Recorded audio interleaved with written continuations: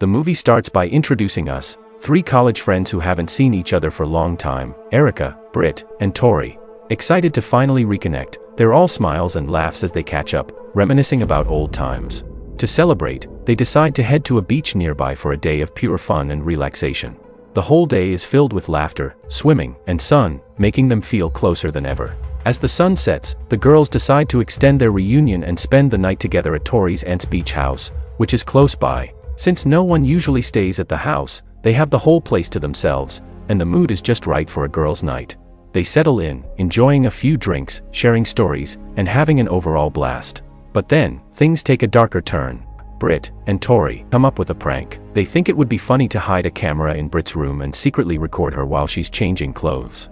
They find a spot for the camera and set it up, eagerly waiting for Britt to return. As they sit in the living room, Erica casually looks back toward the room. She notices the camera setup and decides to get a closer look. Laughing, she approaches the camera, but as she steps forward, her foot catches on a stray cable, causing her to trip and stumble. She falls awkwardly, and a moment later, the screen on the camera shows nothing but static. Worried, Britt and Tori rush into the room, only to find Erica lying there, lifeless, tangled in the camera's cable. The shocking reality sets in. Erica isn't moving. Britt and Tori are in complete disbelief and overcome with guilt. They argue, each blaming themselves for this horrible accident. They fear the consequences, knowing that to the outside world, this prank gone wrong could look like something much worse. Panicked and desperate, the two friends decide to cover up what happened. They don't want to go to jail, and they fear that explaining it was all an accident won't matter to the police. So, they quickly agree to bury Erica's body, hoping to put this horrifying night behind them. But as they're about to drag her lifeless body to the backyard, Erica suddenly gasps for air just as they are about to put mud on her. She's alive. She coughs, disoriented but breathing, and the shock is overwhelming for Britt and Tori. Quickly, they help her back inside and place her on the couch, trying to calm their nerves and come up with a plan. When Erica wakes up, she realizes exactly what Britt and Tori had planned to do. Outraged and hurt, she confronts them, making it clear she's not going to let this go. She threatens to call the police, and her anger is palpable. In her mind, she's completely justified. After all, they thought she was dead and were prepared to bury her. Terrified of what Erica might do, Tori and Britt panic. They know that if Erica goes to the police, their lives could be over. So, in a desperate move, they grab her, tie her to a chair, and plead with her to keep quiet. But Erica is firm. She won't be silenced. She reminds them of how unforgivable their actions were, and she refuses to promise not to go to the authorities. Tori, who seems to be the crueler of the two, begins to grow cold and unfeeling. She even goes so far as to cut the phone lines in the house, trapping Erica with no way to call for help. Erica realizes that she's truly alone, with no way out and no one to turn to. Determined to escape, Erica starts to drag the chair she's tied to, inching her way closer to the door. Using all her strength, she somehow manages to push the door open with her mouth. Finally, she breaks free and bolts into the night, running as fast as she can, desperate to escape this nightmare. But Tori and Britt aren't ready to let her go just yet. They hop in their car, racing after her. After a tense chase, they manage to catch up with her, dragging her back to the house and tying her up once again.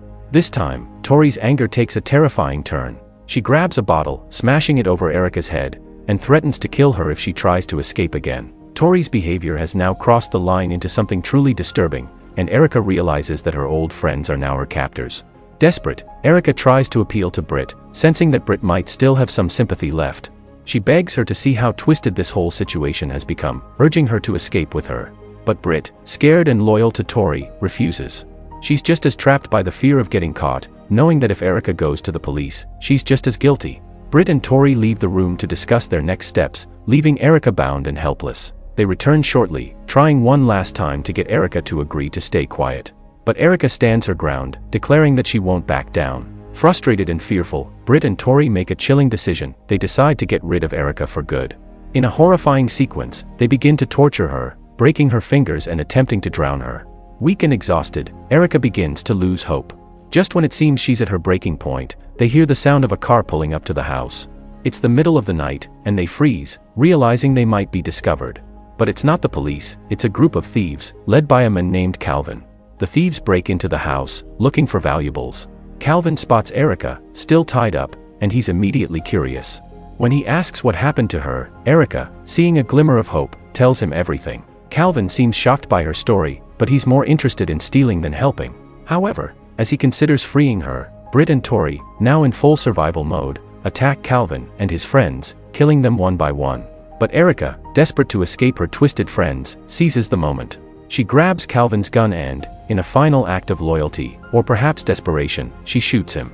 This act bonds her to Britt and Tori in a dark pact of shared guilt.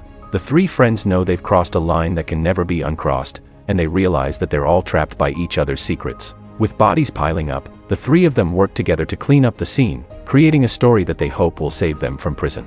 They decide to tell the police that they were victims of a break-in and acted in self-defense. The next day, they call the authorities, spinning their story as convincingly as they can.